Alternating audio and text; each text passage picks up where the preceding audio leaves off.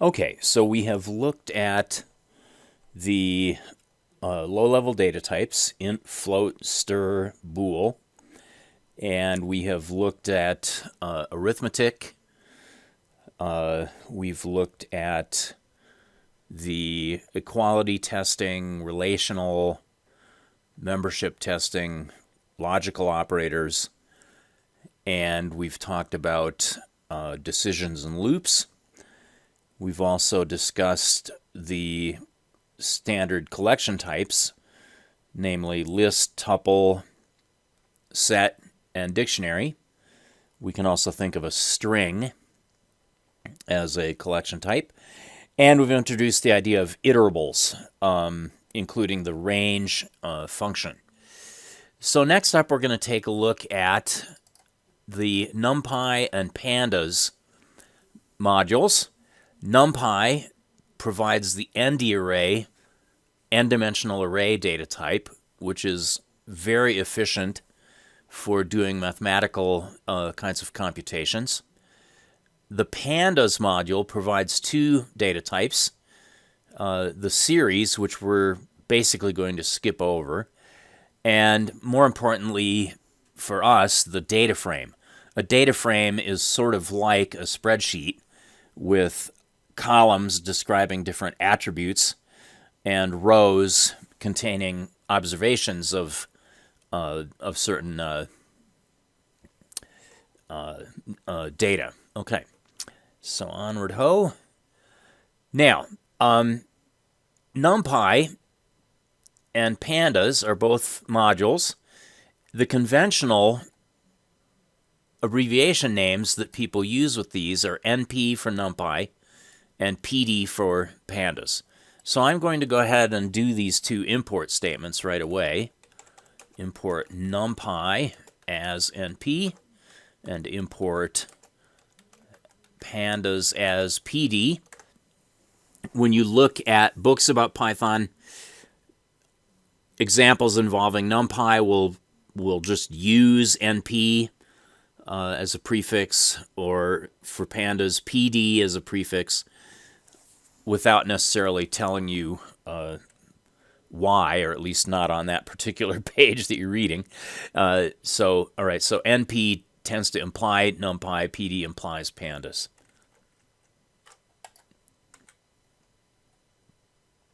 The ND array data type from NumPy is an n-dimensional array. We can easily create a one-dimensional array, which is sort of similar to a list, except that it is much, much more efficient for using in arithmetic. The NumPy ND array type is written in the C language. Whoopsie. A little too much highlighting there. Okay, so it's written in the C language, and it's designed to be highly efficient at doing what are called vectorized computations. The data contained within an ND array is guaranteed to be in contiguous memory locations as opposed to just kind of spread around wherever it happens to be, as in a list. So a list contains a collection of values. Technically speaking, each of the values that we describe as being in the list, actually what's in the list is references to those values, and those values can be stored any old place in memory. So if you have a list containing 1, 2, 3, 4, 5, there's no necessity in Python for the 1 to be near the 2 and for the 2 to be near the 3 and so forth in memory. And in an ND array, all of the items in the ND array are guaranteed to be directly next to each other in memory, which speeds up processing. We can create an ND array containing a sequential range of values by using this aRange construction function. So let me create A1 by using np.aRange. And I'll just give 5 as my ceiling. So this is like doing this is like creating a list from a range. It would be like, I don't think we've seen the list conversion function yet, but we could create a list from the range function in this way. So range 5 is an iterable that gives back the values, the sequential values 0, 1, 2, 3, 4, and I can convert that to a list, and that would give me a list, and I would kind of use M as my default name for a list variable. I guess maybe I should explain that. It's dumb to use L as a variable name because L looks too much like 1. So I'd be inclined to use L for lists, but I just use the next character M instead so that it doesn't look like a 1. All right, so I'm going to say A1 gets np.arange of up to but not including 5. And there we have it. I can do subscripting within A1. The initial item in A1 is the 0. The final item in A1, I can do negative subscripting as well, is the 4. And I can do slicing as well. I guess we'll catch up to that. Now, if I ask for the type of A1, I get told that that is an ND array.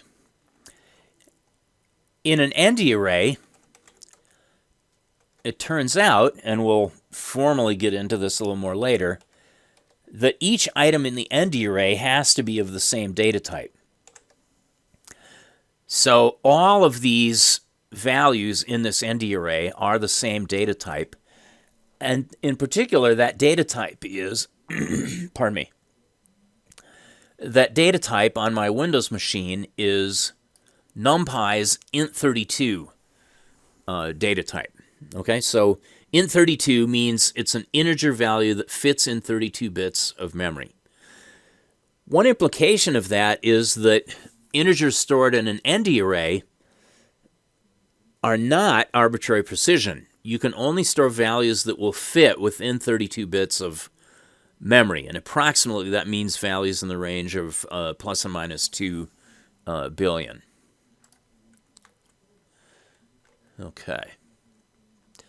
An ND array is iterable, which means that I can loop through it.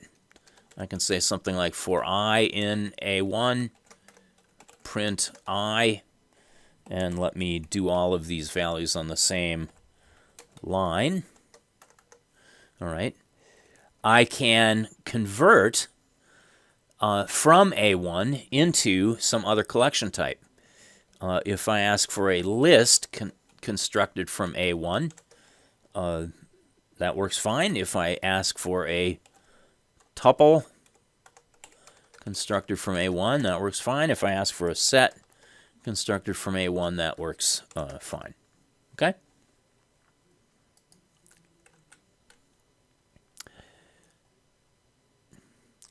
Now, rather than using arange, which always gives you back a sequence of values in ascending sequence, I can create an ND array containing arbitrary values by using the np.array construction function. And as an argument, I need to provide an iterable containing values to be put into the ND array. Here I'm using an ordinary list as my iterable. I guess that highlighted a little bit too much. And I just noticed that I was unwise enough in this example to give ascending integers. Let me change that example. I'm going to say A2 gets np.array. And let's just have 9, 2, 6, 1. Some values that aren't in ascending order. All right, so A2 sub 0 is the 9. A2 sub 3 is the 1 at the end. A2 sub minus 2 is the 6, second to last item. in this next example, we're using a tuple to provide the initial values. And notice that in this tuple, I've given 2 float values rather than 4 int values as I gave for A2. So here I'm saying A3 gets a NumPy array constructed from this tuple. It needs to be an iterable, and a tuple is an iterable. And what I have here are 6-digit representations of the value of pi and the value of e.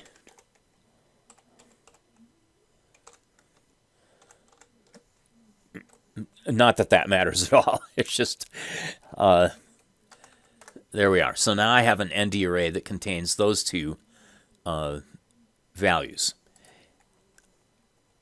If I ask for the data type of the items in A3, like type of A3 sub 0, I get told, okay, that thing is a NumPy float 64.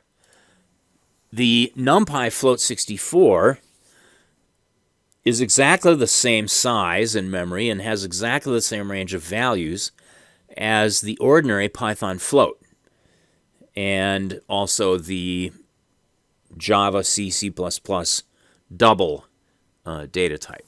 Okay, so that's a standard, pretty standard floating point double precision data type.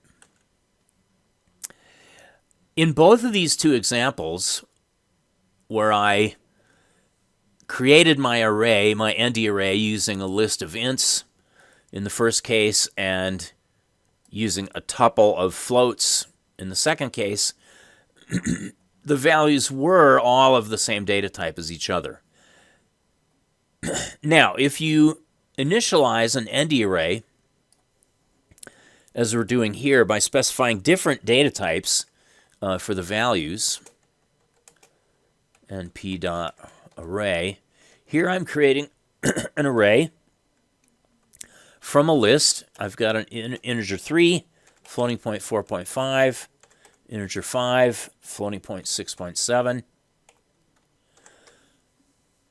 When the NumPy array construction function notices that the data types of the values in the list are not all the same, what happens is what's called upcasting.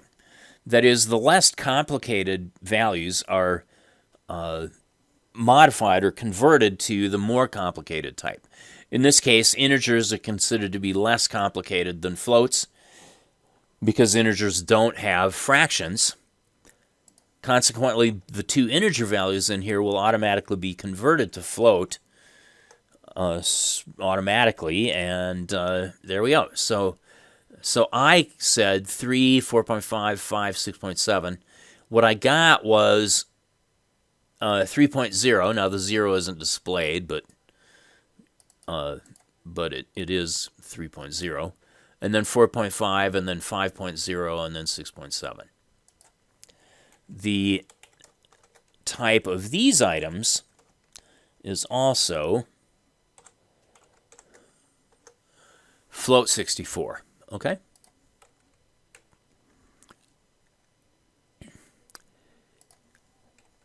Now, I can treat this ND array as being like a mathematical vector. Here's A1, 0, 1, 2, 3, 4. And if I say A1 times gets a scalar value, what's going to happen is that A1, and let me remind you that this means the same thing as A1 gets A1 times 2. This will cause each value contained within A1 to be multiplied by 2. And that will become the new values contained within A1. So A1 now contains 02468. All right? Specifically, star is not repetition for ND arrays the way it is for lists. Here I'm doing a scalar addition, adding 1 to each item,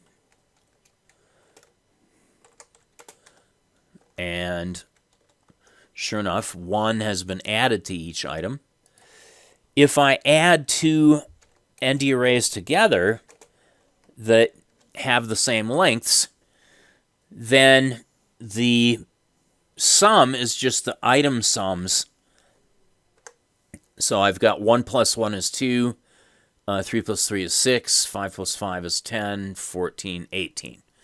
Okay, so instead of being a concatenation like this is for a list, this is just a vector sum. We're adding one vector to another vector, and consequently each of the each value in the result is the sum of the values from the two parts.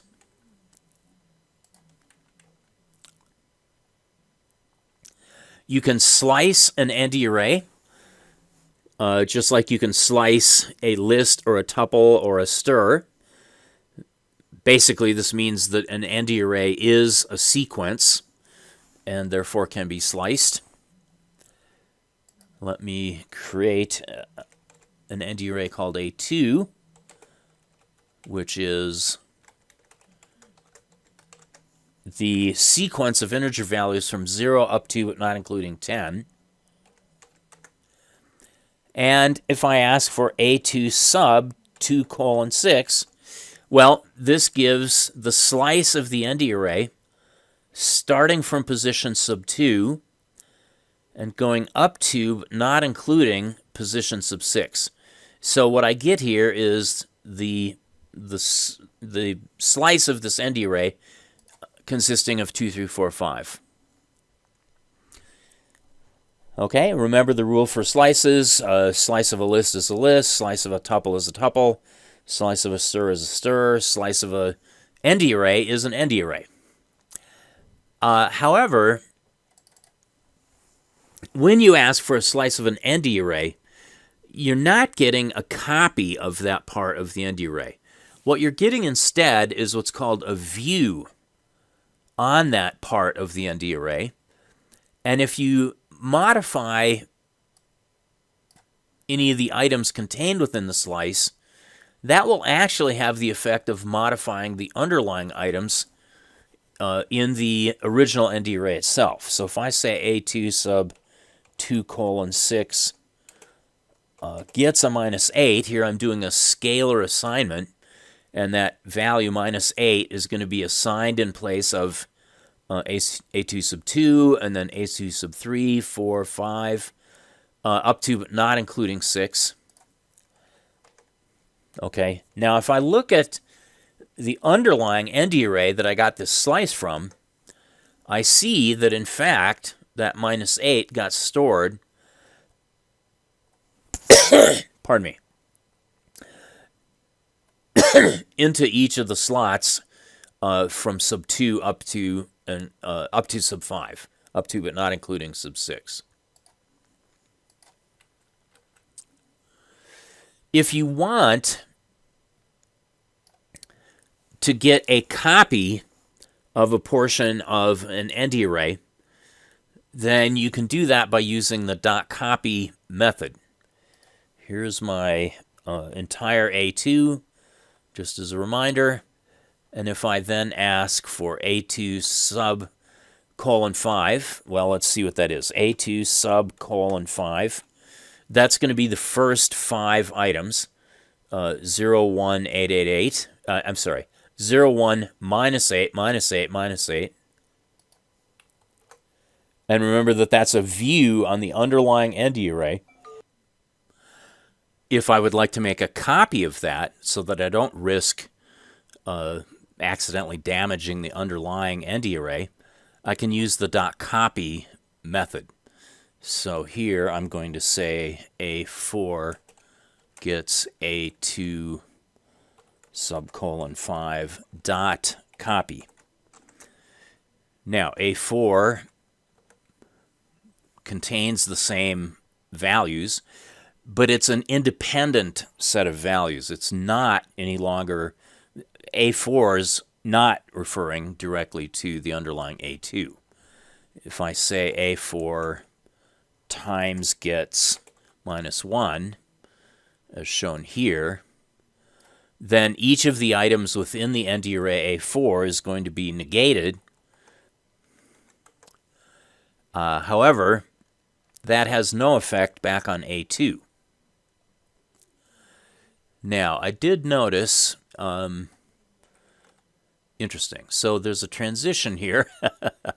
We went from 0, 1, minus 8, minus 8, minus 8 to 0, 3, minus 24, minus 8, minus 8 in the slides.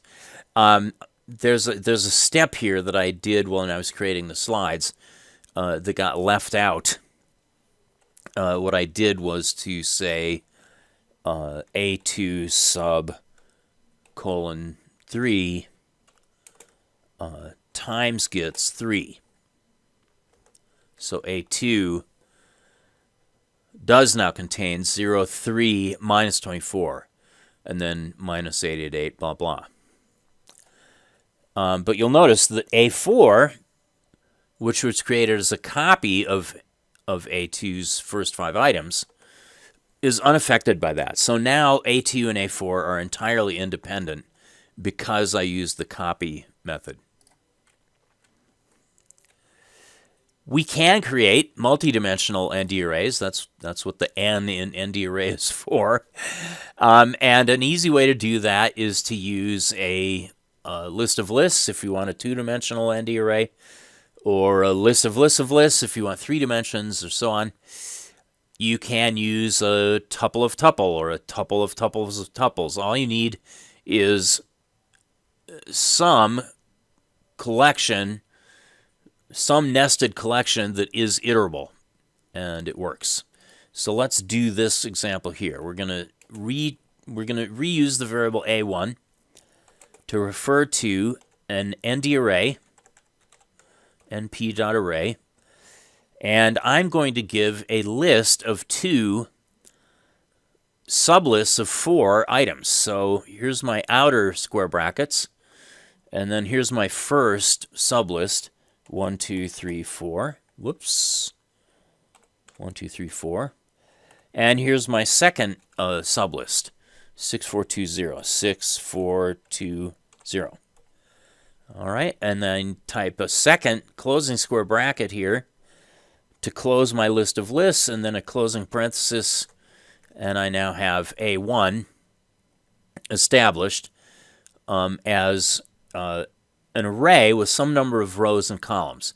Specifically, this is an array of 2 rows, and each row has 4 columns. In fact, there are a couple of attributes I can test, or that I can examine. A1.ndim tells me the number of dimensions for this array A1. This is a 2-dimensional array. A1.shape tells me how many, what the rank is of each dimension. So there are 2 rows, and each of those rows has 4 columns, according to the shape. Notice that these are attributes. These are not functions. Okay, so I don't say ndim parentheses or shape parentheses. These are just attribute values. I don't need the parentheses. And in fact, it's wrong to use the parentheses. Another way of creating a multidimensional array is to start with a one-dimensional array and then reshape it into some new shape. Let me recreate or reuse the variable name A2 to be an array of 12 values from 0 through 11. I chose 12 intentionally because 12 is evenly divisible by tons of things. In fact, that's why historically 12 has been considered kind of a magical number, because it's divisible by 1, 2, 3, 4, 6, and 12. Okay? It's divisible by a lot of different things. So I can say A2.reshape this one-dimensional thing into, let's say, 3 rows of 4 columns. And there we go. So now I have the same values but organized as 3 rows of 4 columns each. Or I can do A4.reshape 4 rows of 3 columns each. Or reshape 2 rows of 6 columns each. All right, you can do any reshaping that maintains the same total number of items. Now, this reshaping, actually, this is a bug in my slide here. It used to be true that reshaping gave you back a copy, but now actually it gives you back a view. So if I were to say something like this, A2.reshape 3x4, and then I said, give me from there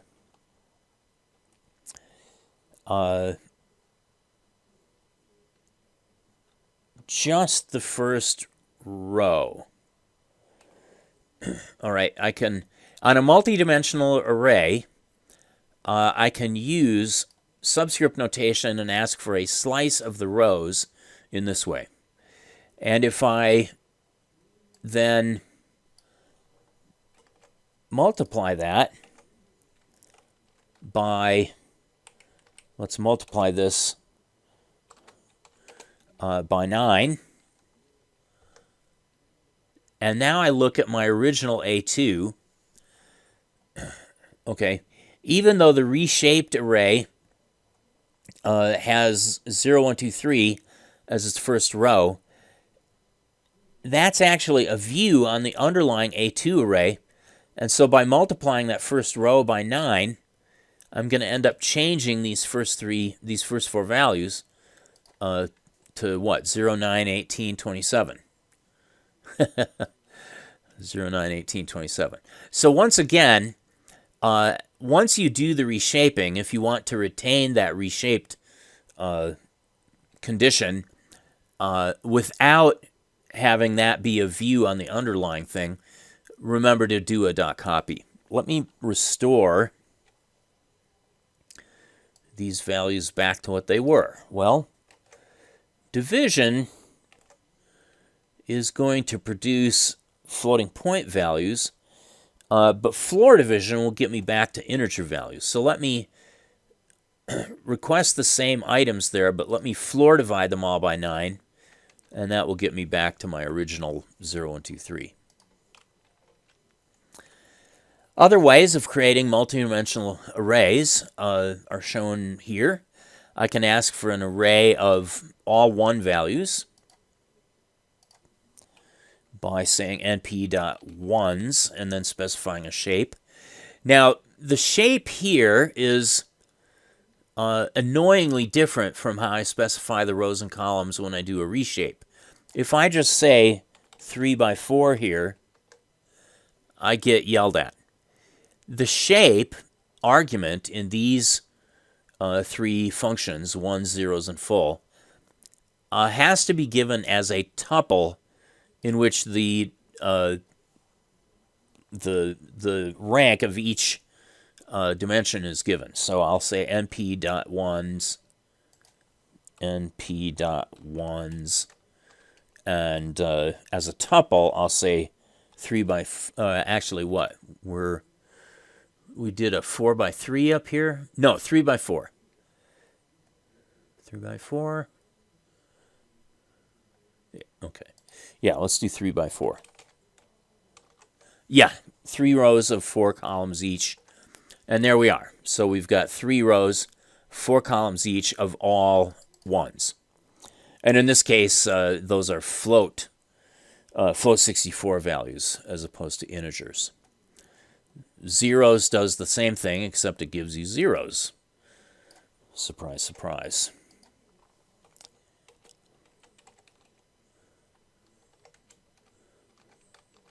Let's ask for 7 by 3 this time. Okay, 7 rows, 3 columns. Full allows you to create an array of some arbitrary value. You have to specify the value that you want as an additional argument following the shape. Now the shape still has to be a tuple. mp.full, let's do 3 by 7. Oops, that has to be a tuple. 3 by 7. And then let's get the value, I don't know, 4. Okay, so now I have 3 rows, 7 columns, and all of these values are 4s. The identity matrix is the matrix that has all 1s down the diagonal and 0s off the diagonal.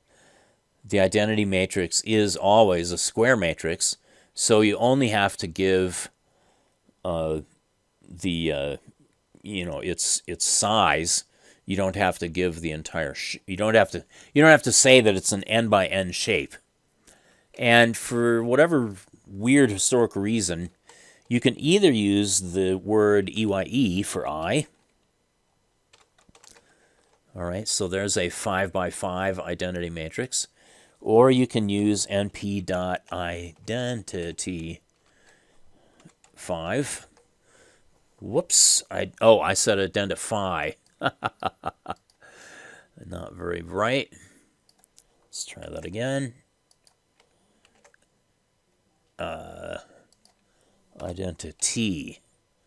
Identity. There we go.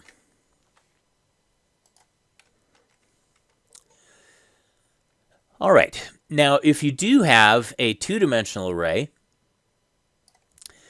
you can do slicing both in the row dimension and in the column dimension. So let's have a look at this. I'm going to hastily hammer in this example ND array, A1. I'm going to call A1 temp is np.array, and this is going to be an array of, or a list of 3 sublists, 0, 2, 4, 6, 8. And I'm going to type these on separate lines since I'm not limited by PowerPoint here. All right, my next list is going to be 1, 3, 5, 7, 9. And my third list of 5 is going to be -5, -4, -3, -2, -1. Okay, so I've got a list of 3 lists of 5 integers.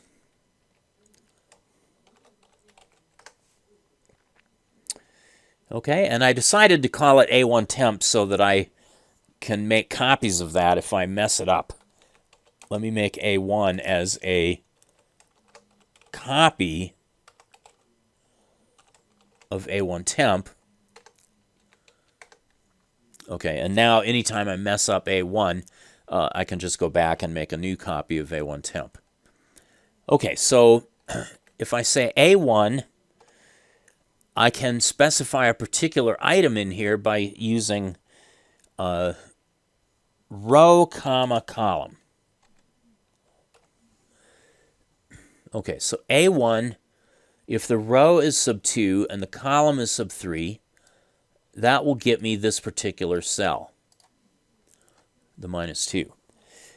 But I can do slicing in both of those dimensions as well. I can say, give me A1 sub, let's say, 0:2 and 2:.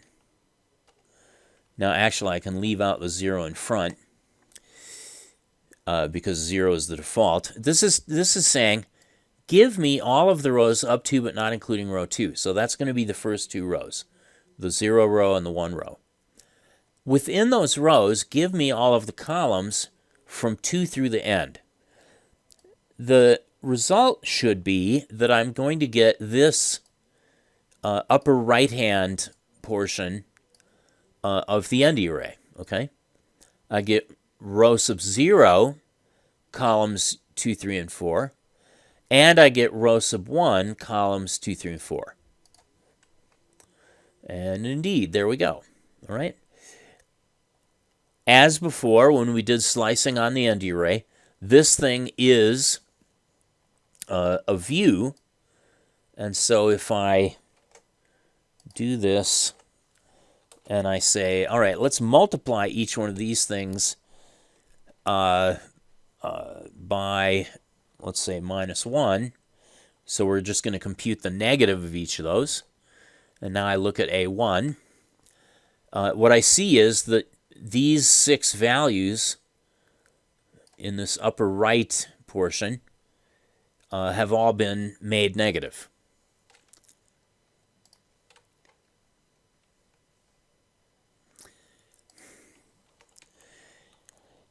If I only give one subscript, like if I say A1 sub 2, that's understood to just access a row. All right, A1 sub 2 is going to be this row. And the row is one-dimensional. Okay, so the row sub 2 is just this one-dimensional ND array, minus 5, 4, 3, 2, 1. To access a particular item within that one-dimensional array, I can just use another subscript. So if I say A1 sub 2 sub 1, well, let's see. In this ND array here, the sub 1 item would be this thing, the -4.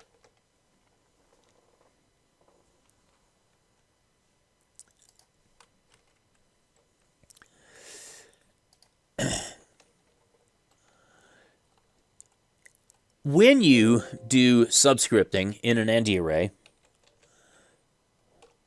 and you only give the first subscript, that is interpreted to mean the row that you want. Leaving out the column subscript is equivalent to using colon as a slice, all right?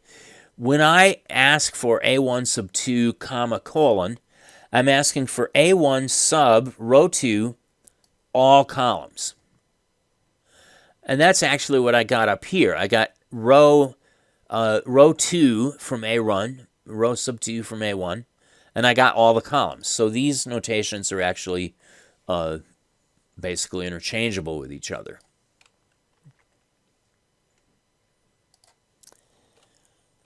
If I asked for A1 sub, now this is, okay, so this is an interesting thing. Let me re-show A1. A1 has how many rows? It's got 3 rows, and those rows are sub 0, sub 1, and sub 2. If I ask for A1 sub 2 colon, that is actually a slice starting from row sub 2 and going all the way to the last row in the array. Well, in this case, row 2 is the last row in the array. But nevertheless, a slice is considered to be a 2-dimensional array, even though there's only one row in it. Whereas just row 2 is just a single row. All right, so if I say 2 colon and then give me all the columns, notice that I now get a 2-dimensional ND array, which is one row with 5 columns. So it's a 2-dimensional ND array, but it's only got a single row in it. Let me confirm that the number of dimensions of that slice is 2.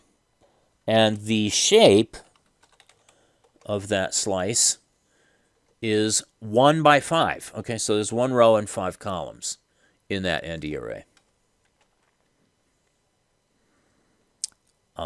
In this next example, I'm asking for all rows, but a slice of certain columns. So A1 sub colon means every row, but I only want columns up to but not including column 2. What does that mean? Well, that means give me column sub 0 and give me column sub 1 but that's all. So I'm just going to get these two columns on the left-hand side of the array. All right, and that is going to be a 3 by 2 array. I can confirm that by asking for the shape attribute of that result.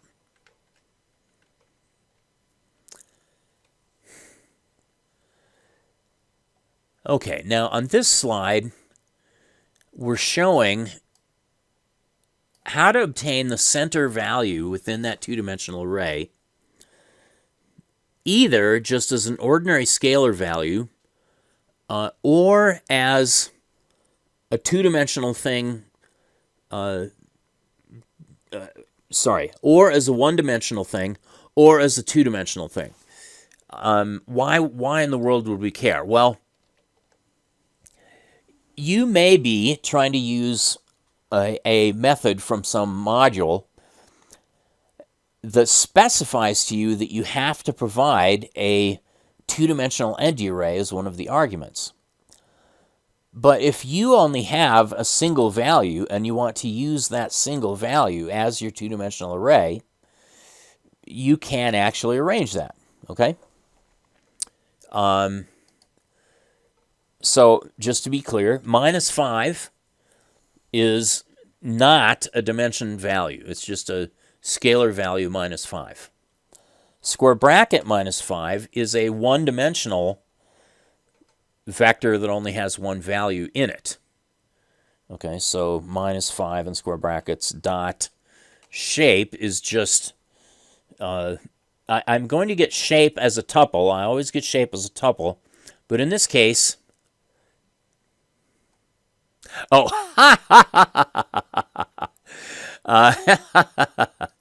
meant to apply that to A1. Okay, A1, all right, A1 sub 1, 1. That's how I get my scalar central value, -5. Whoops, row sub 1, column sub 2. So A1 sub 2. There we go. Now, if I ask for A1 sub 1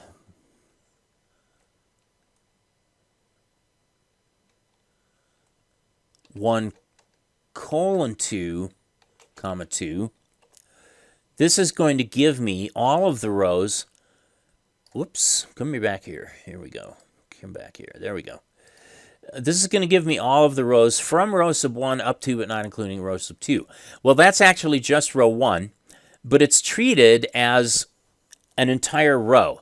And so here I'm getting a single item out of that entire row, and what I get is a one-dimensional vector containing that single item. If I use slices in for both the rows and the columns,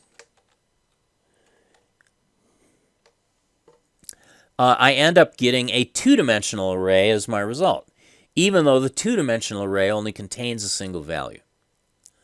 All right, so here's a useful trick that will enable you to obtain a single item out of a two-dimensional ND array, and still have that single item have as its data type that it's a two-dimensional array.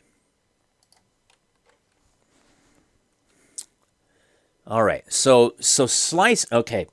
Individual subscripting is a way to get an individual value out of an ND array. That is, here's A1, and I can say A1 sub 1, 2 to get a single value out of an ND array. Or I can say A1 sub 1 colon 2, comma, let's do 2 colon. I can create a slice. All right, and so this is a two-dimensional array. It is one row containing 3 columns.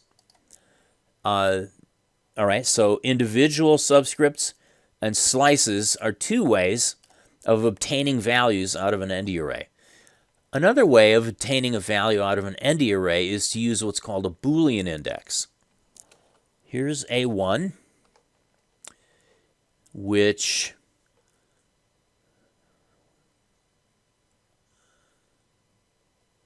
let's see. I guess I've done a little bit of messing around with A1. I want to start over with a clean copy of A1. So I'm going to say A1 gets A1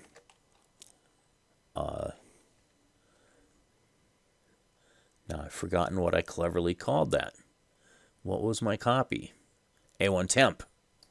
So A1 gets A1 temp dot copy. Okay, so here's the original A1,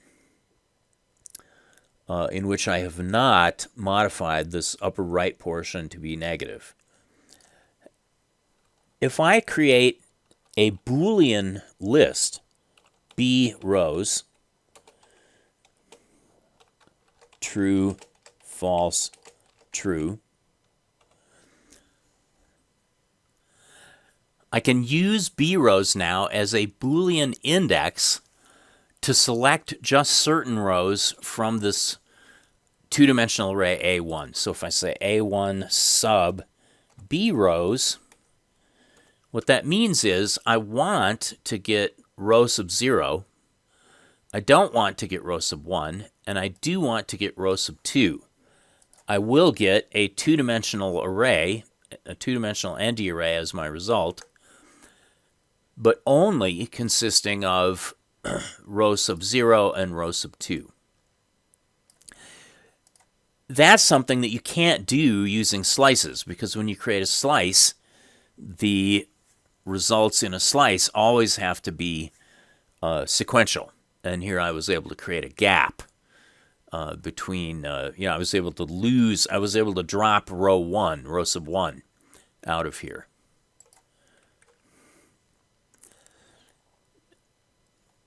This also is a view, all right? So A1 sub B rows, that is a view on the initial row and the final row.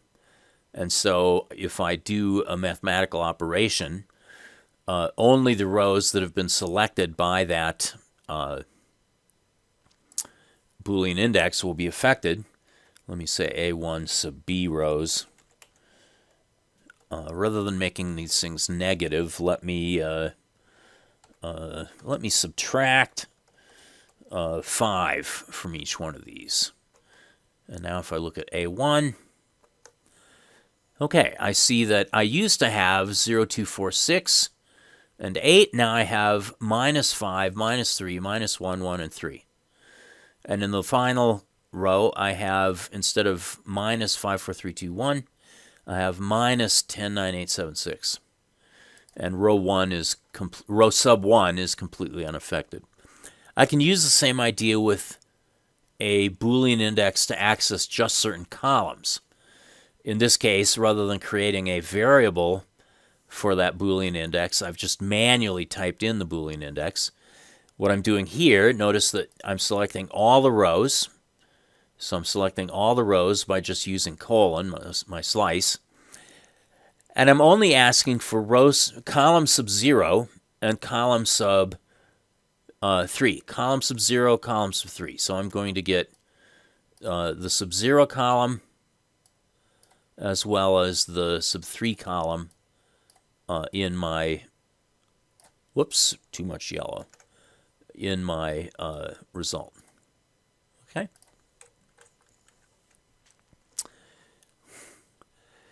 Okay, you can also use relational and logical operations to generate a Boolean index for which that comparison is true. Here is my A1. If I ask for A1 less than minus 5, what I will get back, I guess this is going to turn out to be kind of boring. Well, I'll do it anyway. My example that I'm using in my shell here is not quite as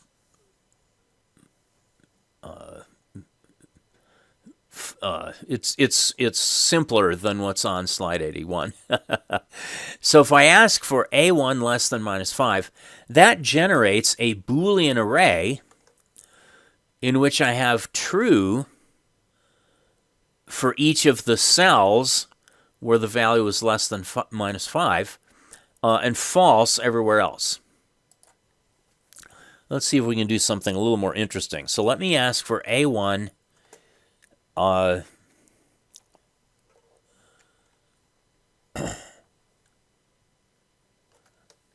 modulus 3 is equal to 0.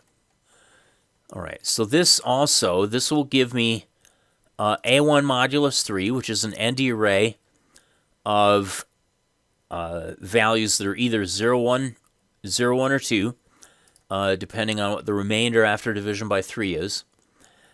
And I'm only selecting the cells that are equal to 0, so now I'm going to get a combination of trues and falses.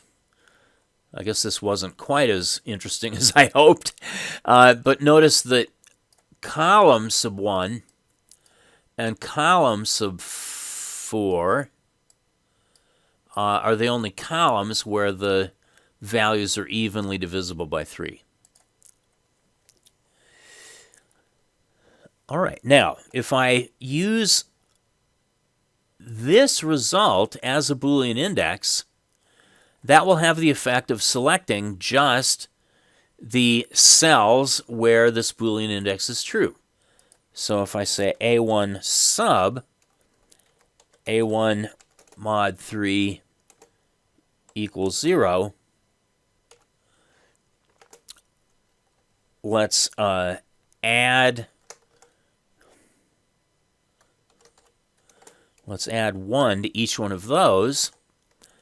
The upshot will be that within column sub 1 and within column sub 4, each of these will have 1 added to it. So I'm going to have -2, 4, -8, 4, 10, -5.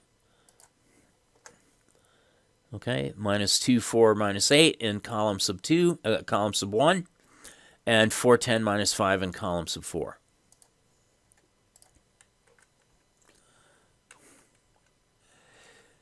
To combine together different kinds of tests and comparisons, somewhat strangely, you're not allowed to use the logical words and or not. You have to instead use symbols. The ampersand symbol in place of and, the vertical bar symbol in place of or, the caret symbol for exclusive or, and so on. And here's an illustration of that. Now I'm going to have to do something slightly different because my example is not identical. All right, here's A1. Let me ask for A1 mod 4 equal to 0.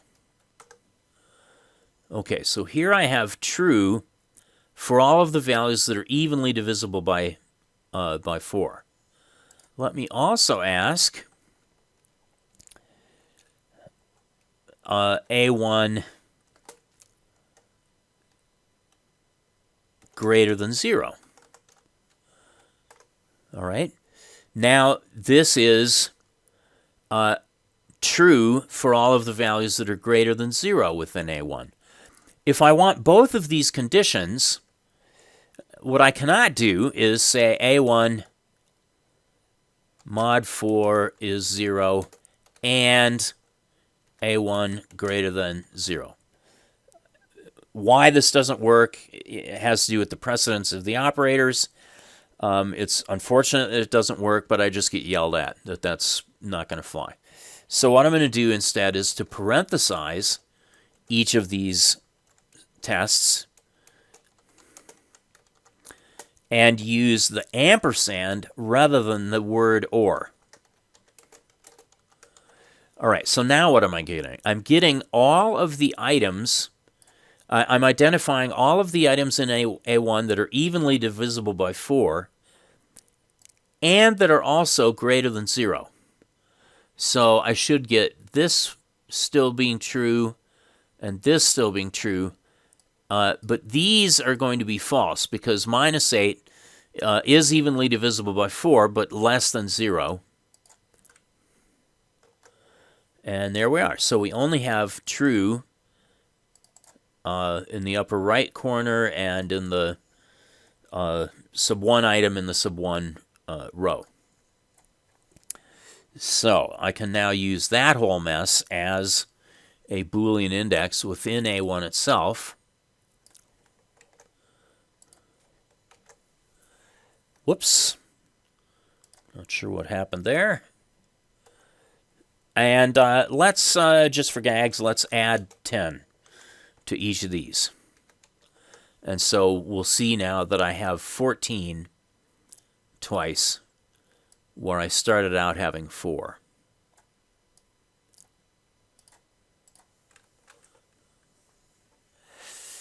Okay, so we've got slicing as a way of selecting sequences of rows and or columns. We've got Boolean indexing for accessing rows or columns or individual cells that satisfy some kind of condition. The third way that we can access a subset of an ND array is to use what are called fancy indexes. Now here, you have to think that whoever originated NumPy was just not feeling very creative this particular day when this terminology of fancy index came up. Let me once again restore A1 to its original condition.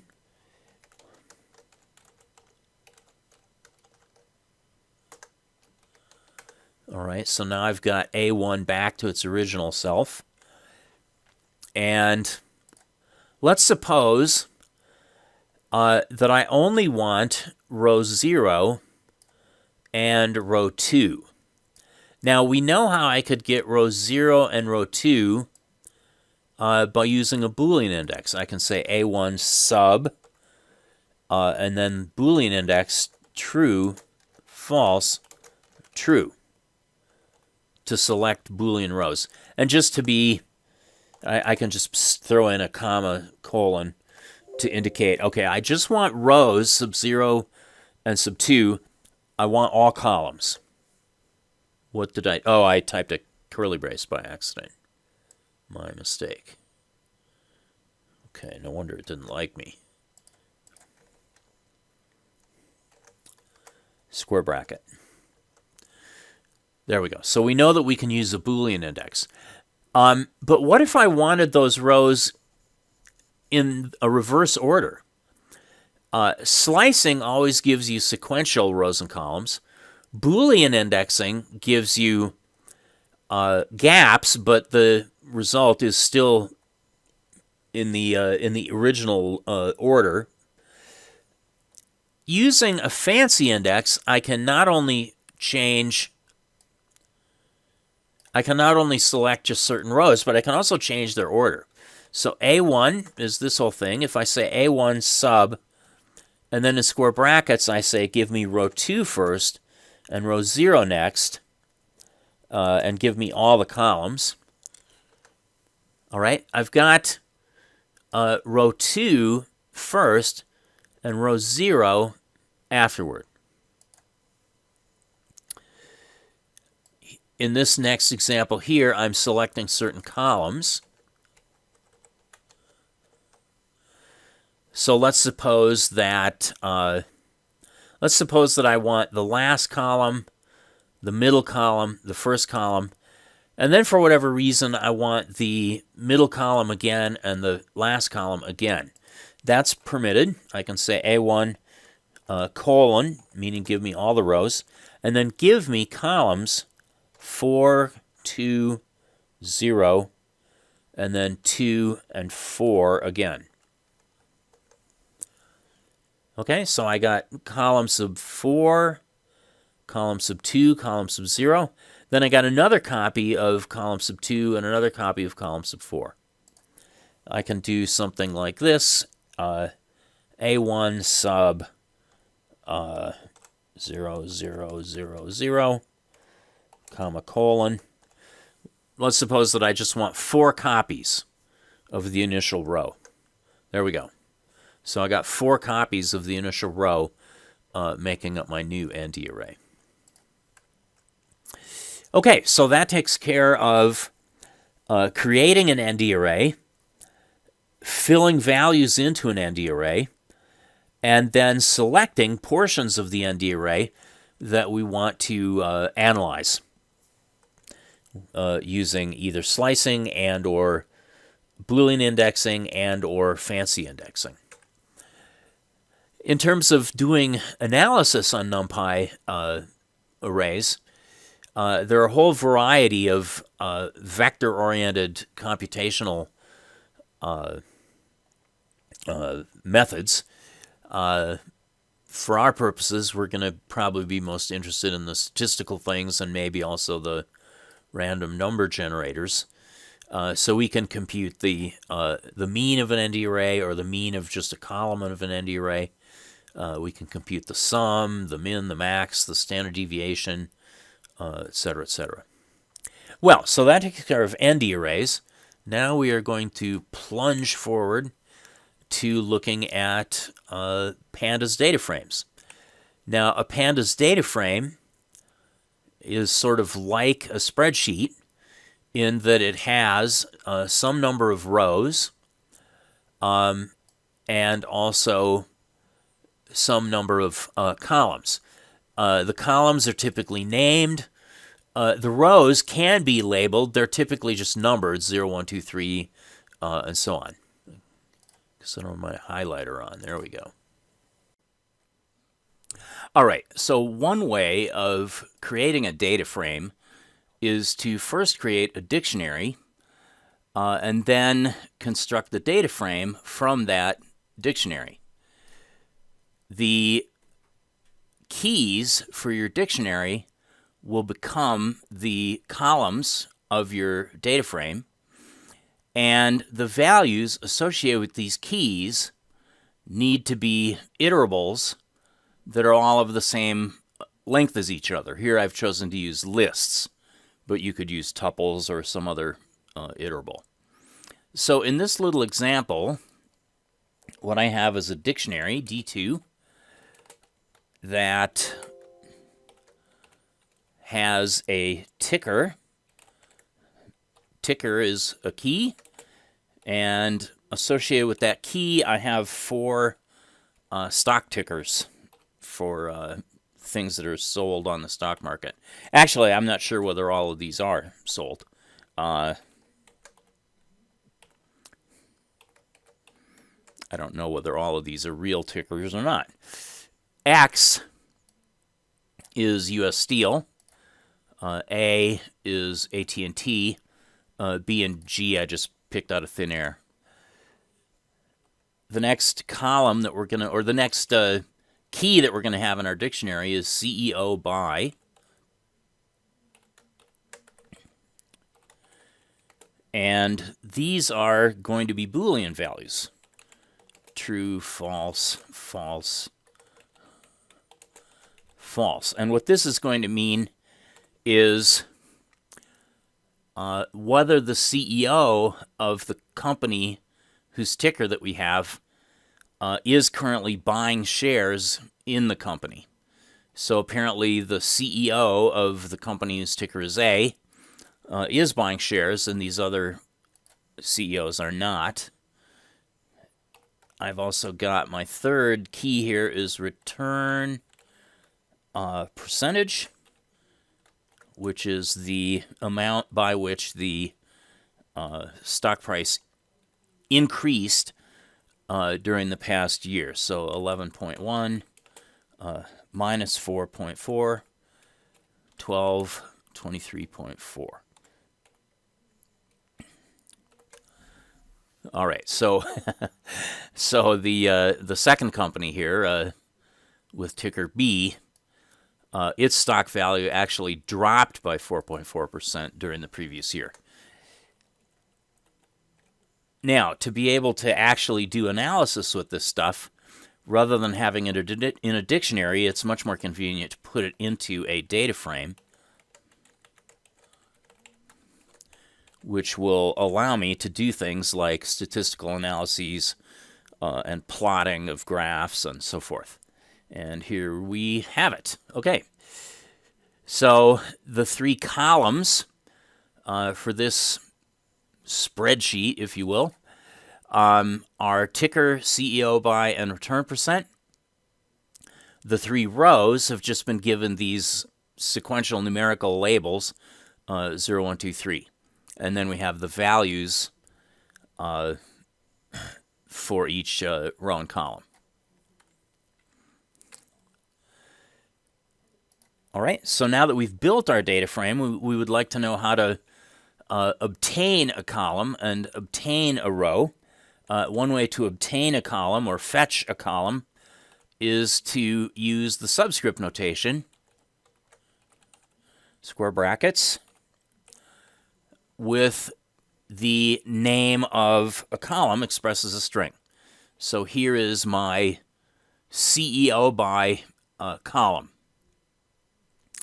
And notice that we're told here that that column contains Boolean values. If there are no special characters in the column name, you can actually just access the column as an ordinary attribute of the data frame. So here we're saying data frame F1 dot CEO by, and that gives me the same information. Now that will not work if the column name contains special characters like spaces or operator symbols. Here we've got return percent. So I'm not going to be, if I try to say F1,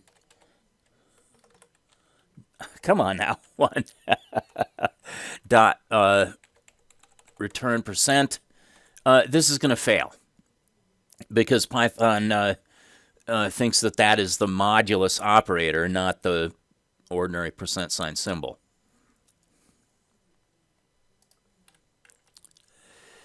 All right, so that takes care of obtaining a column or accessing a column. If you want to access a row, you can use this .loc keyword here or feature of the data frame. So without .loc, what you would be accessing is a column. With .loc, which we'll assume stands for location, I'm not sure what location has to do with rows, but in any case, f1.loc sub 2 is going to give me this particular row out of the data frame. And in this case, we have the column names are the indexes into this particular row. If you want to access a particular cell out of a data frame, like let's suppose that we want to access this cell, we say f1.loc, and then we can use row comma column notation. Specifically, we're going to say .loc 2 comma and then CEO by to access the CEO by value in row 2. So this is probably the most convenient way of accessing things inside of the data frame. Remember to use .loc, and then remember that the first subscript here is going to be a particular row or a slice of rows or a fancy index of rows or what have you. And the second subscript is the column. One column or a slice of columns or a Boolean index on columns or what have you. Okay, so next we're going to take a look at how to add a column to a data frame and get rid of that column again. And then we'll see how to add a row to the data frame and how to get rid of that row again.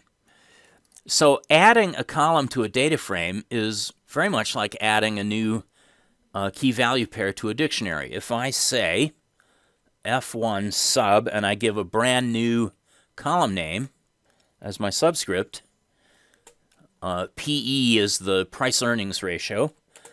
And let's imagine that the price-earnings ratio for every one of these stocks is currently 20.5. This is a scalar value, a single individual value, and that value is just going to be repeated for every single row in that column. Is that realistic? No, it's not realistic. It's very unlikely that these stocks all have the same price-earnings ratio. We just wanted to illustrate how to add a column where all of the values were the same. Now, if you want to add a column where the values are different, here we are adding yet another column. This is called the PEG ratio. PEG ratio. This is the price earnings to growth ratio. And let me specify different price earnings to growth ratios. 1.7 for the 4 different stocks. 0.9, 2.2, 1.1. So all of these attributes here, whether the CEO is currently buying the stock, what the percentage return was last year, what the price-earnings ratio is, and what the price-earnings to growth ratio is, these are all examples of attributes that analysts use to try to identify whether it's wise or unwise to invest in a particular company. Now, if I want to get rid of a column, I use the del keyword in front of the column subscript notation. All right, so F1 sub PE is how I would fetch that PE column. If I stick del in front, that ends up deleting the PE column. And if I look at F1, I see that that column is now gone. Adding a row is similar. You just have to remember to use .loc. So when we're doing a row, we say f1.loc. And let's add row sub 4. And I need an iterable that contains values for each one of these 4 columns. I'm using an iterable rather than a scalar here because the data type for each one of these columns is different. The tickers are strings, the CEO by flag is Boolean, and the return percentage and the PEG ratio, those are floating point values. So let's add a new company whose ticker is Z, whose CEO is currently buying the stock. Return percent last year was 8.2%, and it has a PEG ratio of 1.3. There we are. Now, to remove a row from F1, we don't use del. What we do use instead is the drop method. So, all right, so if I say f1.drop, and I specify 4. Now, drop is a method, so we're not using square brackets here for subscripting. We're saying drop row number 4. If I use drop this way, what happens is that drop returns a copy of F1 from which that row has been removed. But F1 itself has not actually changed. Okay, so if I'm not interested in receiving a modified copy back, what I can say is to do the f1.drop of 4, and you can't see the help messages here, but there's a keyword argument called in place. And if I say in place equals true, that means that I do want the drop to occur right in place within the data frame. All right, so now I know how to add columns to the data frame and delete those columns. I also know how to add rows to the data frame and how to drop those rows. Slicing and indexing work for data frames in much the same way that we saw with NumPy ND arrays. And rather than using this stock attribute information, I'm going to quickly create a trivial and small data frame just of some numbers. We'll say A12 is an A range up to 12, up to but not including 12. So A12 is my sequence of integers 0 to 11. If I reshape that into 4 rows of 3 values in each column, all right, now that I've got a 4 by 3 array, and I can use this ND array, this 4 by 3 ND array, as the data within a new data frame that I'm going to construct.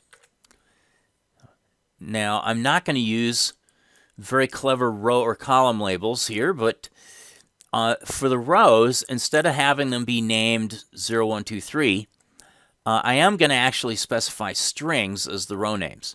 And I do this using a keyword argument called index. For the column names, since the column names are not stored as keys in the data in the ND array, I'm going to specify my columns as well. Okay, so F2 is going to be my pandas data frame. The data within the data frame is going to be, this reshaped 4 by 3 array. My index of row labels, instead of using integers, I'm going to use strings, R0, R1, R2, R3. Not very imaginative. And then my column names are likewise going to be dull, C0, C1, C2, just to keep the output, the input and output easy to keep track of. There's F2. All right. So let's suppose that I want to access a particular row, R1. We know how to access a row. We say f2.loc and the row label. Not an integer in this case. It's a string. So R1, f2.loc of the string R1 gives me row R1. I can create a Boolean index in the same way that I did that for an ND array. If I say something like f2 mod 3, is equal to 0, I'm going to get back a 4-row, 3-column Boolean index, in which I'll have trues or falses depending on whether the remainder after division of each of these cells is a 0 or not a 0. Now, the way this was constructed, all of my values that are evenly divisible by 3 happen to be in the initial column, column C0. The values in column C1 and column C2 are not evenly divisible by 3.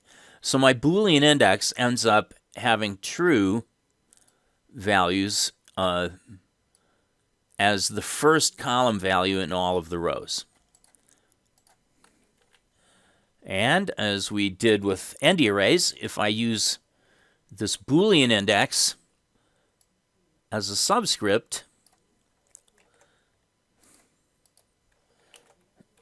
this gives me a view on those entries in the data frame for which the Boolean index is true, and let me multiply each one of those guys by 2. All right, so I used to have 0369 in this first column. Since the Boolean index is true for each of the values in that first column and false otherwise, I should end up with the values in the first column have all been doubled, and the values in the middle and final column have not been affected. So we've got Boolean indexes. We can also do slicing. So here's F2, F2.loc of, well, let's see. Let's get from row 0 up to row 2, R2. Now, previously, in all the examples we've looked at with slices, the slices have all been integer values. And the meaning of the slice has always been from this first integer value up to but not including the second integer value. The behavior changes. The behavior changes if you are using strings in your slice. If you're using strings, it means to go from the string R0, the label R0, up to and including the string R2. So instead of up to but not including, this time it is up to and including. And so I've got R0, R1, R2, and I just don't select R3 in that slice.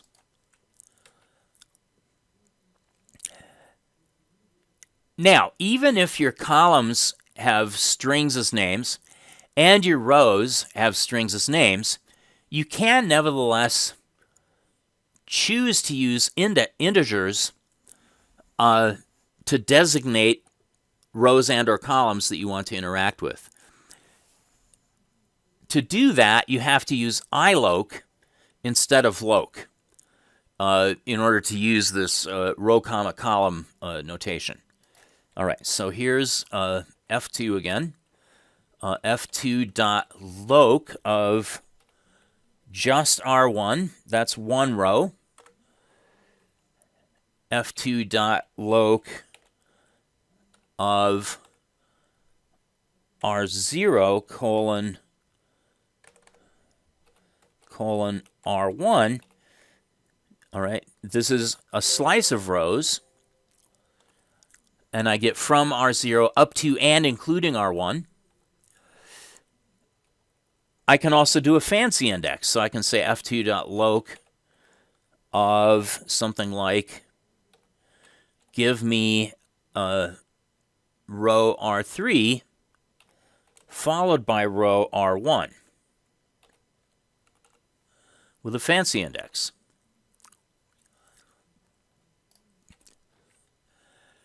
And then if I wished to use integers to identify my rows and or columns, I need to use iloc instead of loc. All right, so here's F2 once again. F2.iloc of 2. Okay, so R0 is at position sub 0. R1 is at sub 1. R2 is at sub 2. So iloc sub 2 also gives me the sub 2 row, the R2 row. And if I say F2.iloc of 1 colon 3, now I'm using integer subscripts for my slice, and this is going to mean from 1 up to but not including 3. So I get row R1 and row R2 in a reduced data frame. And I can also use fancy indexes with integers if I remember to use .iloc, f2.iloc of Let's see. Let's get row 3 first, followed by row 2 next.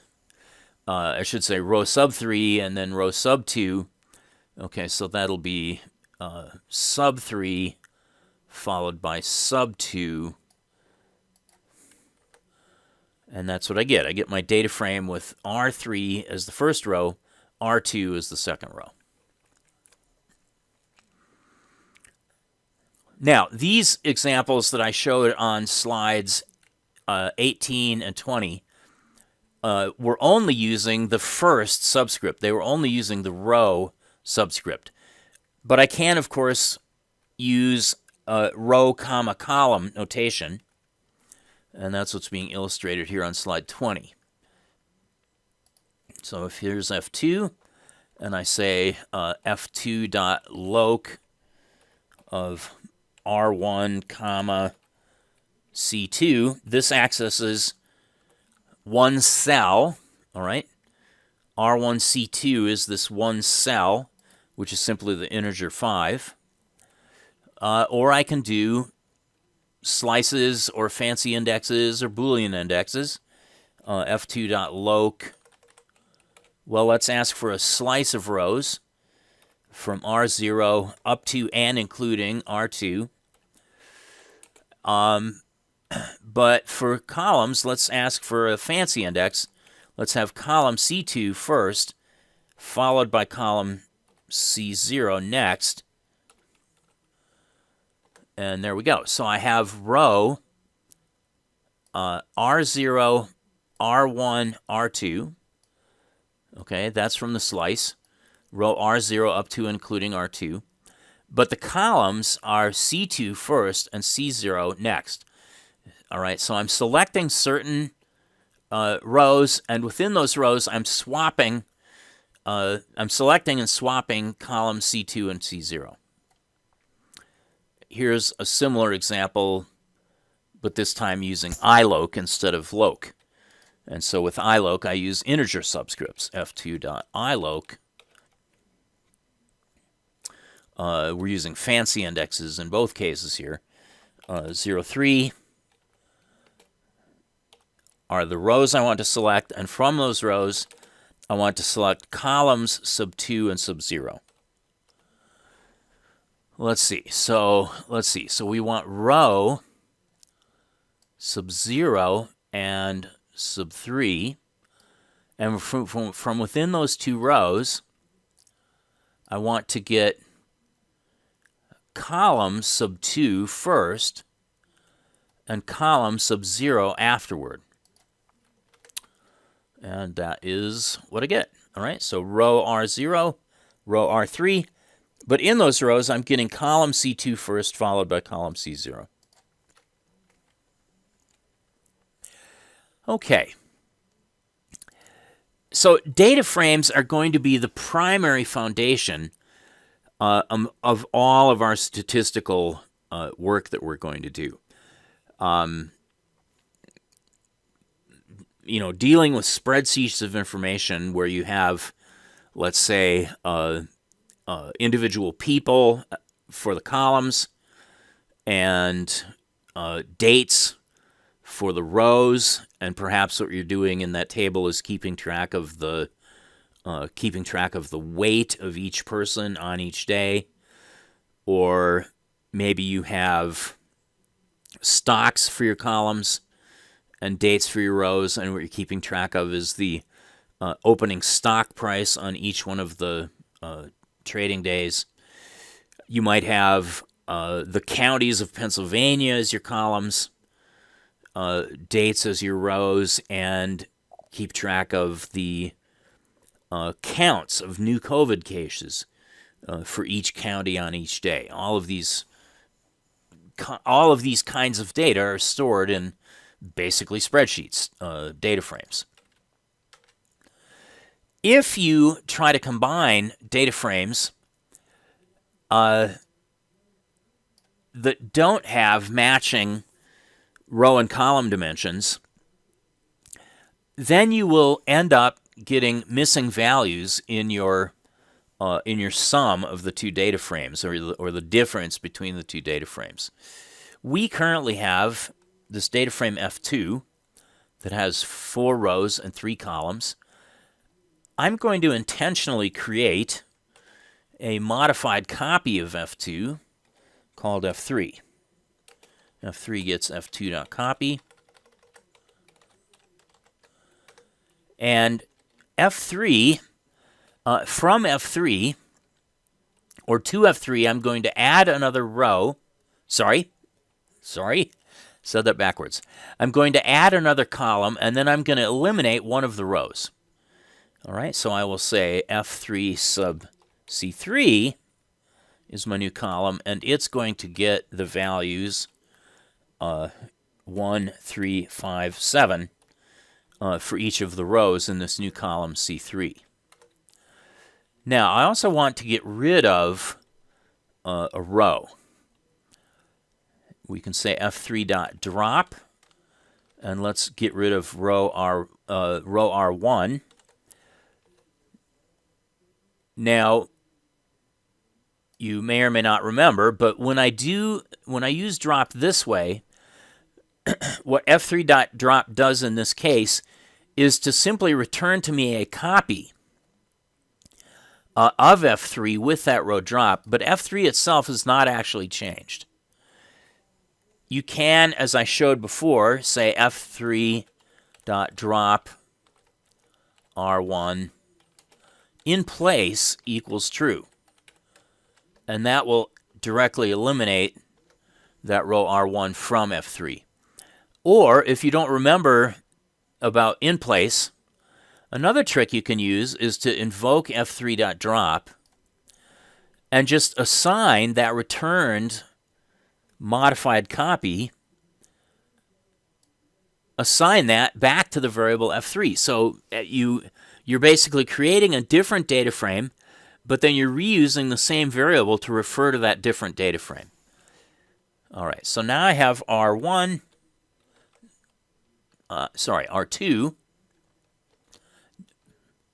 Nope. F2 is my data frame that I created a few slides back, and F3 is the modified copy of that data frame. We've added a column and we've eliminated a row. If you add these together now, F2 plus F3, well, F2 has a row, R1, that F3 does not have. Similarly, F3 has a column, C3, that F2 does not have. So what's going to happen in the sum is that the sum will contain a row R1, but since there's no corresponding row R1 in F3, we're not going to get values for R1. We get what's called not a number.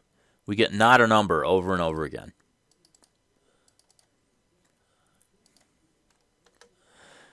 The same thing applies to column C3, because F3 does have a C3 column, but F2 does not.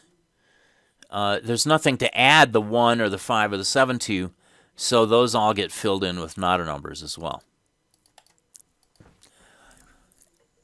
Often this is exactly what you want.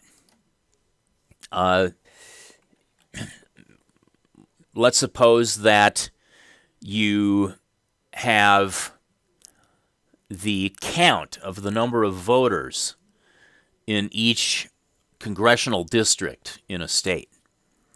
And you've got that information for 2009. So you've got, well,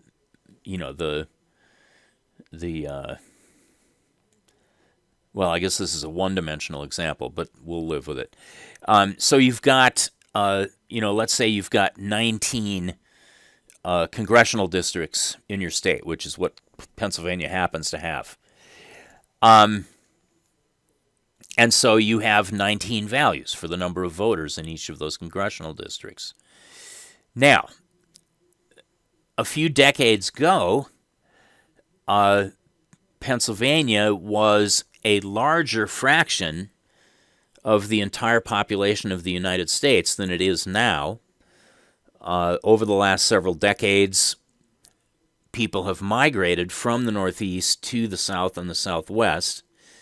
And so Texas and Arizona and Florida and California have grown in size at a much faster rate than Pennsylvania. And so along the way, although Pennsylvania has 19 congressional districts now, not long ago it had 20 congressional districts. So what if you took some old data and some recent data and you tried to add those together? Well, the old data is going to have 20 values and the new data is going to have 19. So you end up with only being able to sum up 19, and then you get a not a number result for the 20th one that's missing in the current system. If you know what a proper default value should be to fill in place of the missing value, instead of using the plus symbol operator to do the addition, you can instead use the equivalent named method, .add in this case, because the named method will allow you to specify multiple arguments. So here we're specifying to the F2 data frame, I want to add the F3 data frame. And, oh, by the way, as a fill value, in case data is missing from either F2 or F3, let's assume that the missing value, the default value, is 0. So we'll take 0 as the other value anytime a row or column value is missing from one data frame or the other. This takes care of all of the cells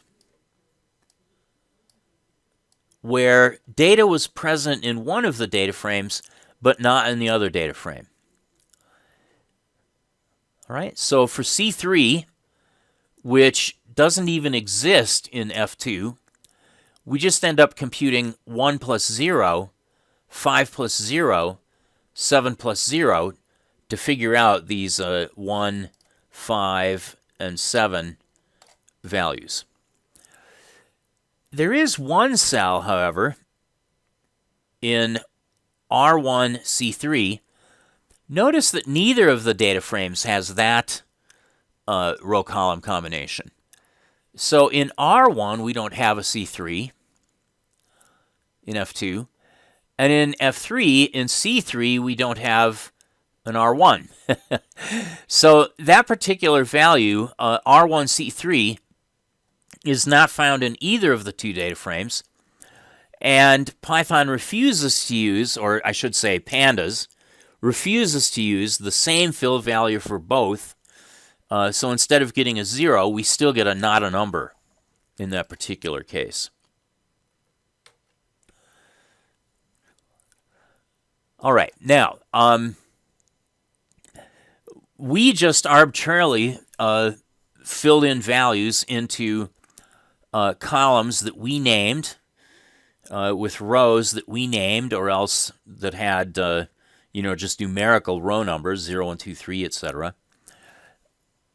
Here, I want to create a data frame whose row labels are out of order and whose column names are also out of order. I've still got my, okay, I'm going to start from F2, and if I convert F2 into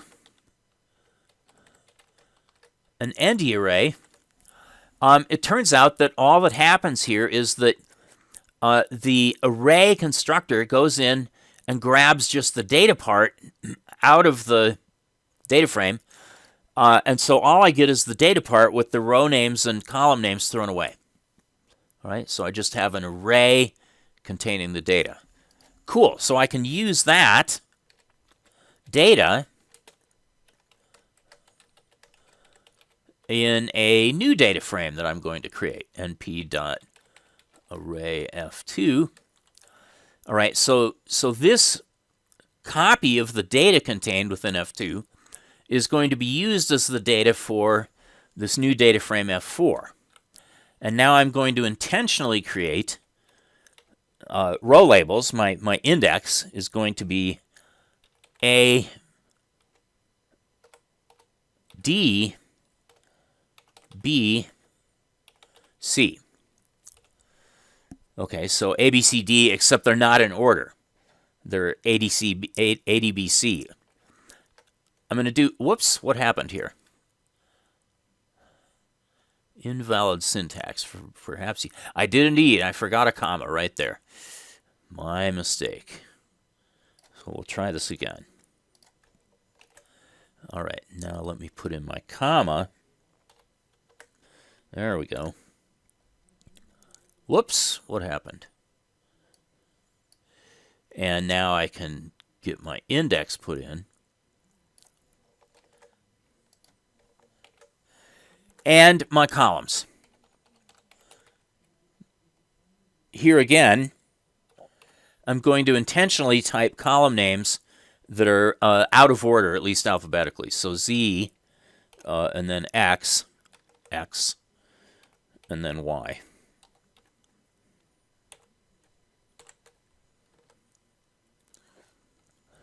Ah! Forgot my equal sign. I forgot my equal sign right here, so I'm not doing very well with the typing. Let's go up to here. I'll copy and paste that. I'll remember my equal sign this time, and I will copy and paste the remainder.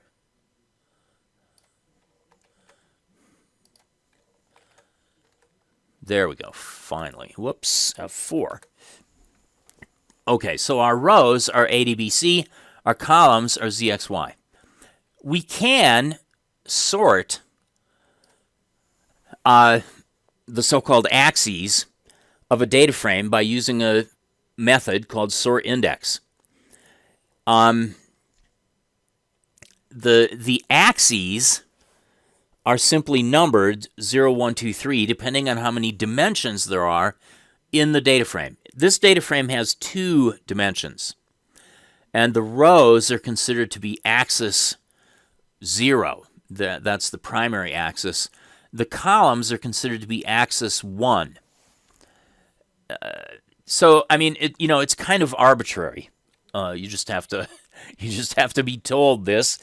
And if I say f4.sort index, that will by default sort on axis 0. So the rows are going to be sorted in what's technically called non-descending order. You can just think of it as ascending order. So f4.sort index, and what we will get is a copy of f4 with the row labels sorted. Now, on the other hand, so f4 has not been changed by this. f4 is still what it was. f4.sort index just returned to me a modified copy.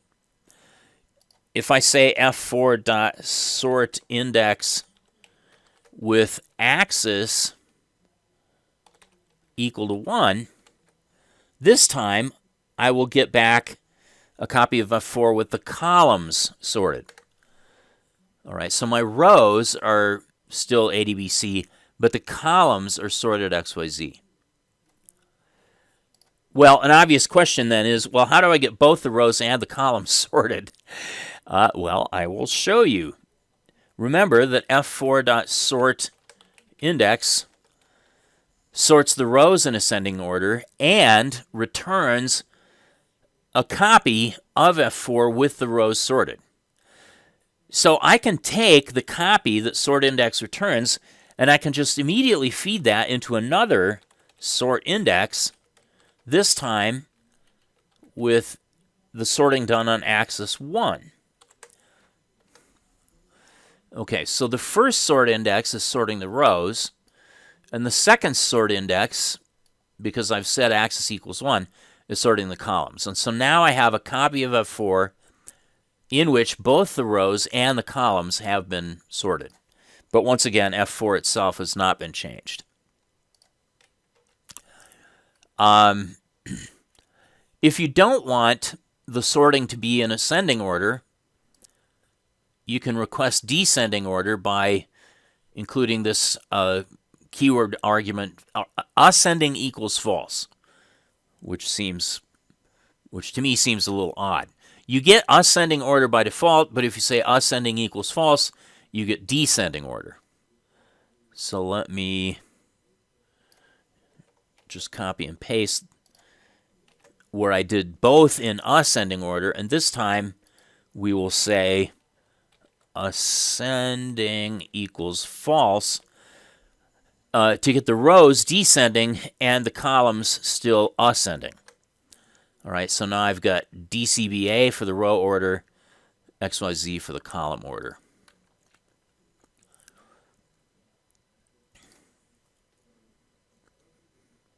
Okay. If I wanted to save this permanently, if I'm sorting both the rows and the columns simultaneously in a single statement, the easiest way to save that permanently, and let me instead do it with both ascending, is to just reuse the same variable name to contain the result of doing the sort. So now I have reused the variable name f4 to refer to this data frame in which both the rows and the columns are sorted. Let's take a look next at methods that exist for computing summary statistics of a data frame. This is our our first of many, many, many examples of doing statistics with things from data frames. I'm going to, if I ask for np.random.rand n 3, 3, rand n means to give me random numbers drawn from a standard normal distribution. Okay, so bell-shaped curve, in other words, with a mean of 0 and a standard deviation of 1.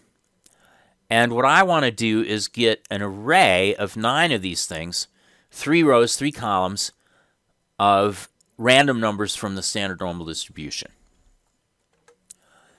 And there they are, all right? Now,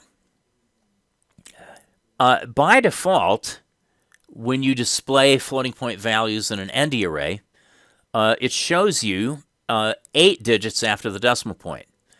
And that may be just kind of too hard to keep track of if you're just glancing at things, is minus 0.882123 very different from minus 0.809158. I don't know. It's a little hard to tell. So in addition for asking for these random numbers, I'm going to say I want to round each one of these to just 3 decimal places. Okay, now these are easier to just glance at and visually compare whether they're the same or different. Obviously, they're different.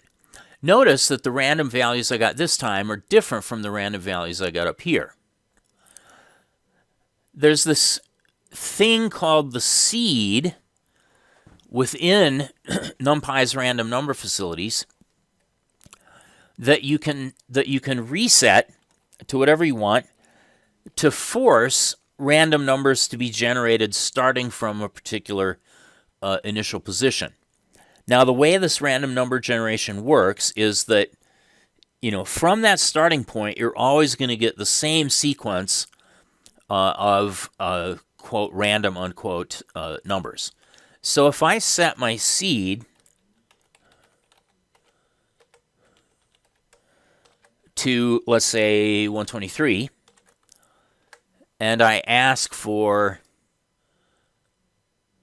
9 random numbers in a 3x3 array, rounded to 3 places, I get that, all right? Minus 1.086, 0.997. If I reset my seed to the same initial condition, and now ask for 9 random numbers, well, the seed indicates where the where the sequence of random numbers starts from. And so here I'm going, whoop, whoop, oh, that was a disaster. I'll be right back. Okay, so I have recovered here. So what I intended to do was to copy and paste my reinitialization of the seed and regeneration of the array. But instead of pressing Control-C to copy and Control-V to paste, I pressed Control-C and then Control-D.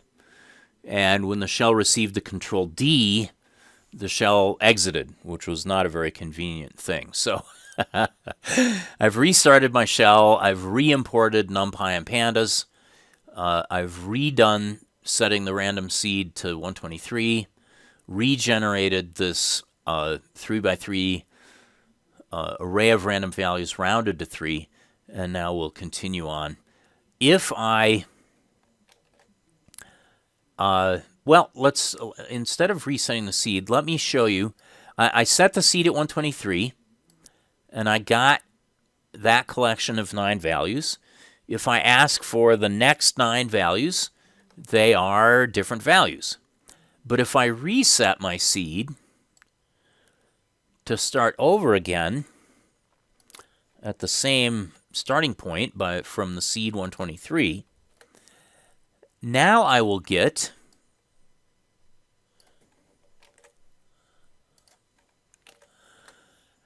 the same 9 values that I got after I had set the seed to 123 in the first place. So this is an important feature of random number generators, is that, and this applies to what are called pseudo-random number generators. In a pseudo-random number generator, you can specify the seed to make sure that the sequence of random numbers that you're going to get starts over from the same place that it did last time. Now, that seems pretty weird that you want to generate the same sequence of random numbers that you saw before. But in fact, for testing simulation code and statistical code and machine learning algorithms and this kind of thing, you do want to make sure that you can replicate your results. And if the algorithm is supposed to process a whole bunch of random numbers, well, you need to be able to generate the same sequence of random numbers again to replicate the results that you got previously. All right, so that's why we're resetting the seed. Alrighty, so now I'm going to set a seed of 1 instead. np.random.seed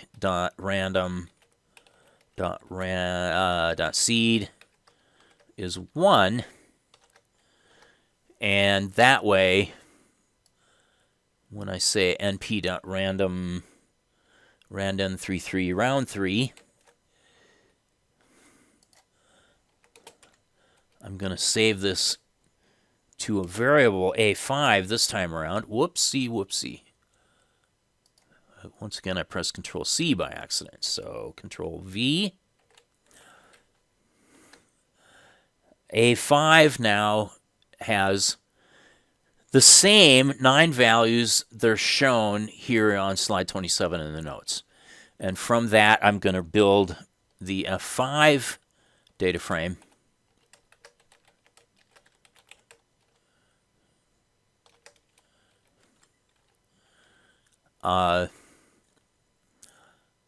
With the index and column names, the boring names, R0, R1, R2, C0, C1, Z2. So index is going to be R0, R1,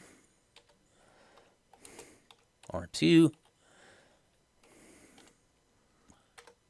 Columns are going to be named C0, C1, C2, F5. Cool. So F5 is now those same random numbers contained in a data frame. All right, so here are some example summary statistical functions. I can say f5.sum. That will compute the sum on a column-wise basis. I can ask for f5.min, which will give me the minimum of each column. All right, so in column C0, the minimum is this negative number. In column C1, the minimum is this negative number. And in column C2, it's this negative number. So I get each of the minimum values. And surprise, surprise, I can ask for the max.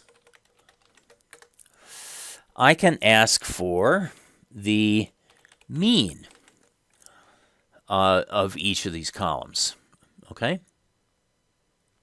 And I can ask for the variance of each of the columns, or the standard deviation, which is simply the square root of the variance. Okay? So mean, var. I can also ask for a table of descriptive statistics by saying describe. That's a method, so you got to use the parentheses. And what this table of descriptive statistics gives me is the count of the number of values in each of the columns, as well as the mean, the standard deviation, the min, the max, each of which up here I calculated independently. I also get the quartiles of each of the columns. So the 25% quartile for column C0 is 0.275500. The midpoint, the 50% quartile, 1.62400, etc. This is a very small data set, but you can see that these kinds of statistics, these kinds of very simple statistics, are very easy to generate for any larger data set that you might have contained within a data frame. Other statistical things that you can compute include, for example, the skew and the kurtosis. Okay, so the skew will tell you whether the data that you're looking at has a skewed distribution, either in the negative direction or either in the left tail direction or the right tail direction. The kurtosis will tell you whether the distribution is significantly narrower than a normal distribution would be, or thicker than a normal distribution would be, and several others. Now, in addition to these facilities that are built in to the data frame module, we will be able to use a lot of other additional statistical functions that we can apply to data frames as well. All right, so that gets us to the conclusion of NumPy, ND arrays, and data frames.